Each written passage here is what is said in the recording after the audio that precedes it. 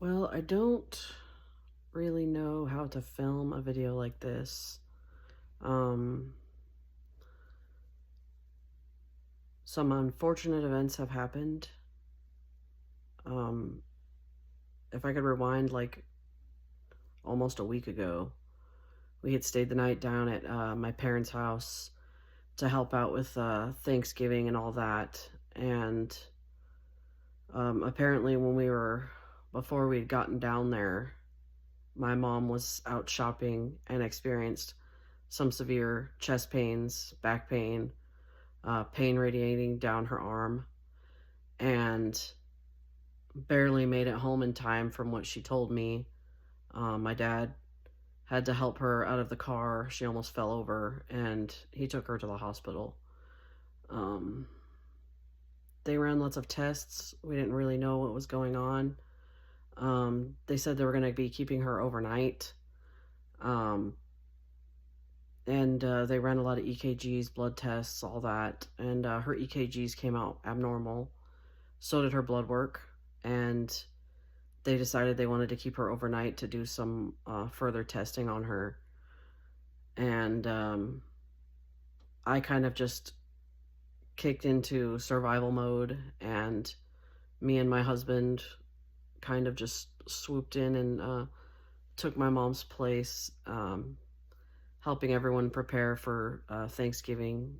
My grandmother, um, my mom's mom is usually the one that has Thanksgiving at her house every year, and that's getting harder and harder on her as she, gets older.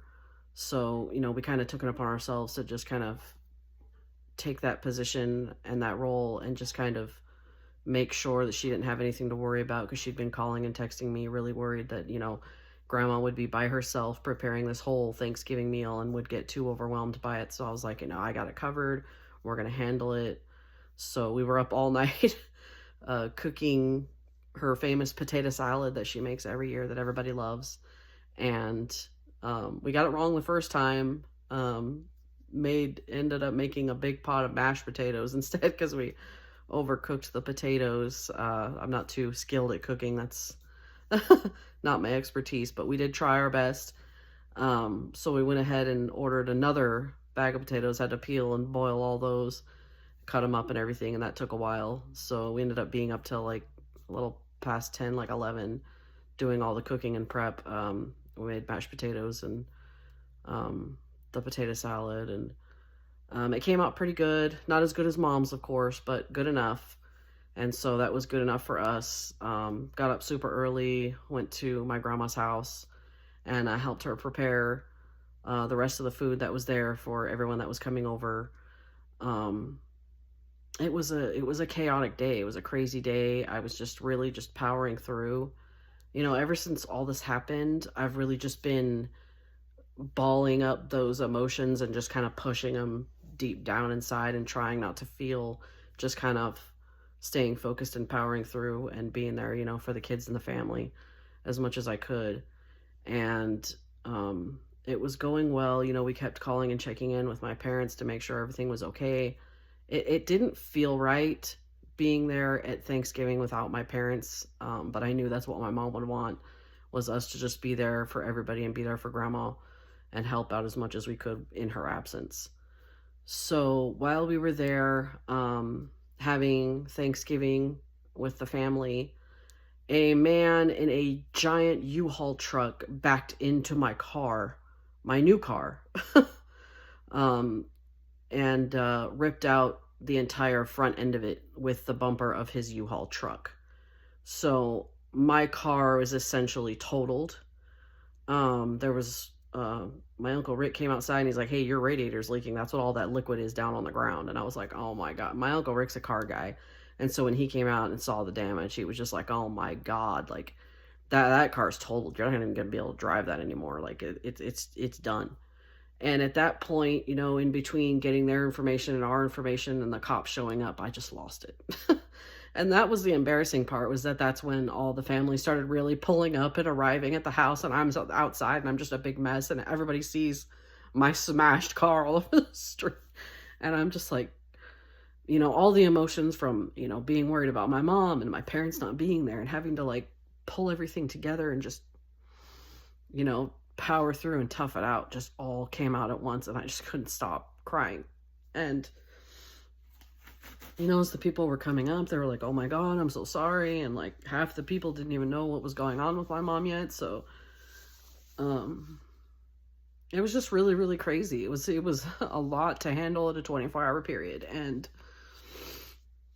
I'm so glad that my family was there to help me. My amazing husband was there with me cooking all night and helping with the family and the kids and everything. He had to go up to Tehachapi like super early in the morning when he dropped me off at grandma's to go get, my daughter Abigail and her friend and his brother and bring them down to Bakersfield so they could have Thanksgiving too. And it was just such a big ordeal, but everyone was so great. As the family was coming up, they were all talking to me and giving me hugs and words of encouragement and letting me know exactly what I needed to do next and my next steps after the accident.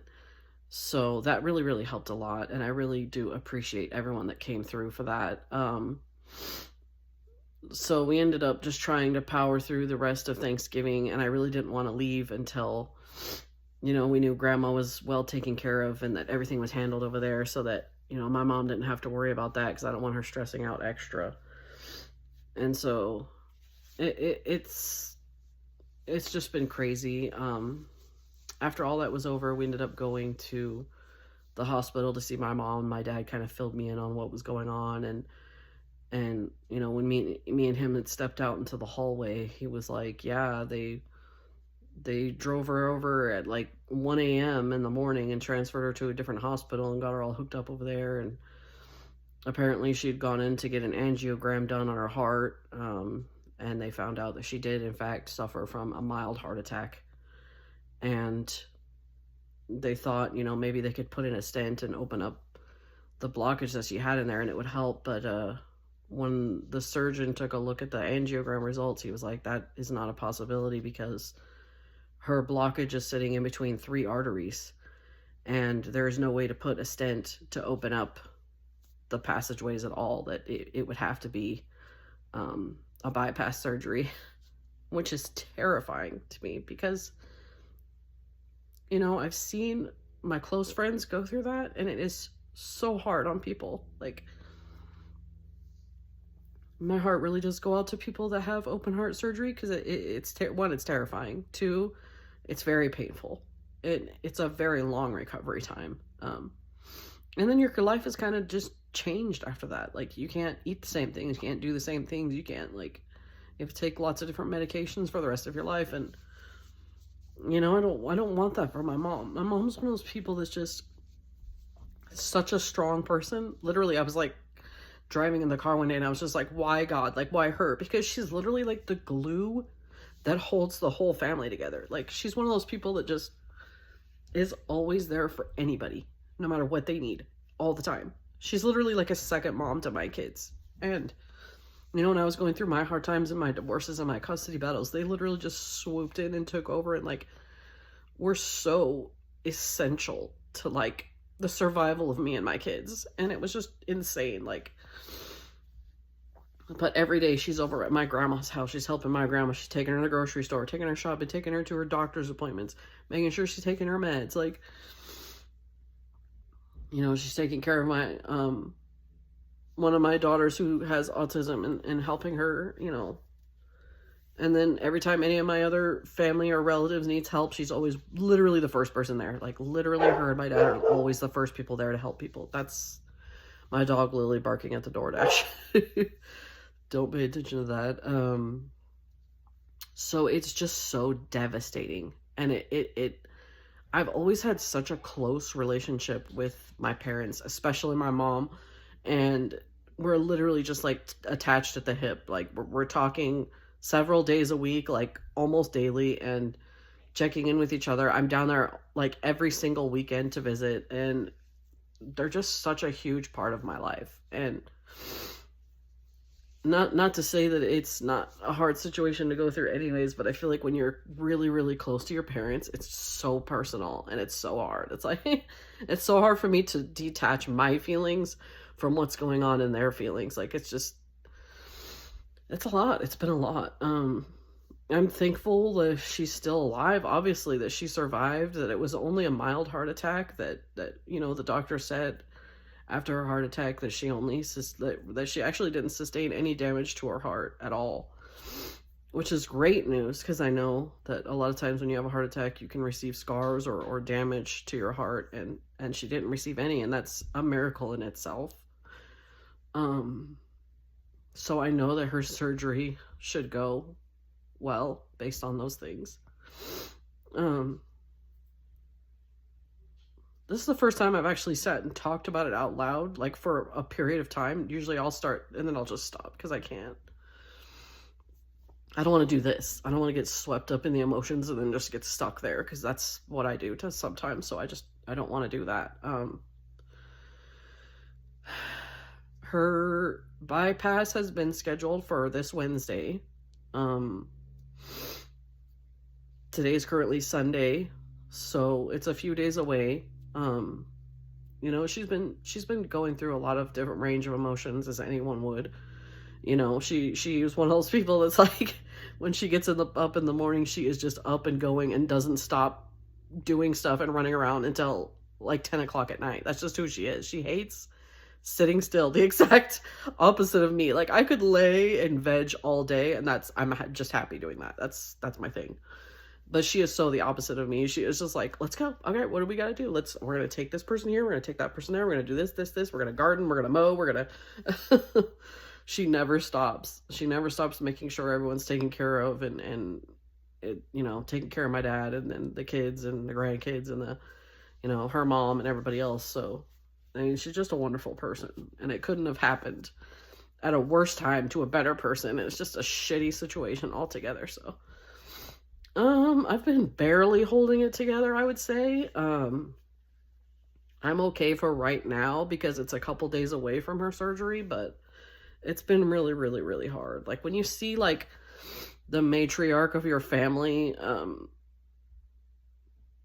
just under distress, and like that's normally the person you're looking to for help and guidance, it's tough. Like, I get taken back to like being a little kid again and just being terrified that my mommy's gonna get taken away. Sounds stupid, but that's all I can think of to explain it. I did have a video scheduled to be released yesterday, and I just thought it was terrible timing and would be in very poor taste to put it out. So I'm going to try to wait till next weekend. If things get better, I really hope they do.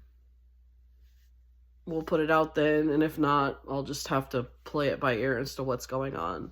In the meantime, I'm going to try to stay focused as much as I can and just keep powering through. Unfortunately, my therapist is on vacation for the holidays, and I'm like, it's a terrible time for that. But we have checked in with each other. She sent me some messages, some words of encouragement back and forth, and that's really, really been helpful. I'm going to try to stay focused on my working out routine. I was working out before this like 2 or 3 days a week, and I don't want to stop that, because I know once I stop getting those good serotonin boosts, I'm just going to fall into this pit of despair and anxiety, and I don't want that to happen. So I can't let that happen. I think today I'm going to journal for sure, like just get everything down on paper as much as I can and get it out and work through some of these emotions, because bottling them up is not going to work, and I already know that. The room's a mess. I'm sorry. I really don't care. I have way too much in my life to worry about right now than to care about a little clothes out of place at this moment. It kind of puts everything on hold right now, that the surgery is happening on John's birthday, and I feel so terrible about that, but there's nothing I can do. We'll just have to do something else at a later time for his birthday.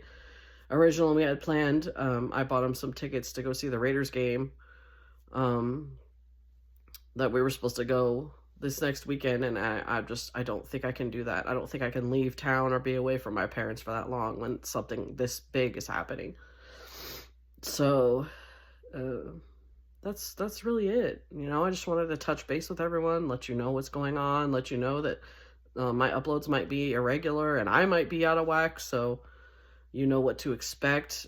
This is a huge part. My parents are literally the core piece of my life, so That's a huge thing for me. This is all very huge for me. And we know when I first started this channel, I wanted it to be more focused on, you know, the mental health talks and things like that, so that I didn't feel alone and other people with mental illness also did not feel alone, especially during the holidays. I mean, geez, it is so hard to keep it together during the holidays sometimes. And not everybody is okay, and not everybody can have Thanksgiving with their family, and a lot of people are sick, and a lot of people are in hospitals. So just make sure you hug your family extra tight. Make sure you check in on those people that say that they're okay all the time and they don't need your help, because a lot of times they're not okay and they do need your help.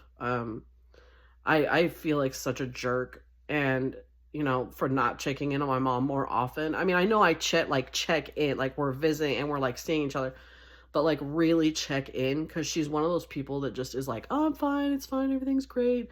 But like inside, you know, she was suffering and just not really telling anybody about it. You know, she would every once in a while mention something here and there, but didn't make it sound like a big deal. So I had a hard time gauging whether it was a big deal or not.